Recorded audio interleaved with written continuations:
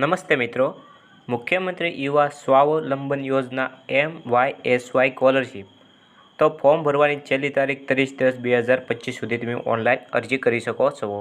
તો જરૂરી ડોક્યુમેન્ટમાં પાસપોર્ટ ફોટો, આધાર કાર્ડ, પ્રવેશ લેટર, ધોરણ 10 અને 12ની માર્કશીટ, ફી રસીદ, જાતિનો દાખલો, વાલીનું આવકનું પ્રમાણપત્ર, સેલ્ફ ડિક્લેરેશન અને બેંક પાસબુક અને રેશન કાર્ડ. એટલે તમારે જરૂરી ડોક્યુમેન્ટ તમારે સાથે રાખવા પડશે. શૈક્ષણિક વર્ષ 2024-25 ફ્રેશ રિન્યુઅલ ઓનલાઈન અરજી. તો ધોરણ 10 અને અથવા તો ધોરણ 12ની પરીક્ષામાં તમારે 80 કે તેથી વધુ પર્સન્ટાઇલ મેળવીને ડિપ્લોમા અથવા તો સ્નાતક અભ્યાસક્રમમાં પ્રથમ વર્ષમાં પ્રવેશ મેળવનાર વિદ્યાર્થી લાભ લઈ શકશે.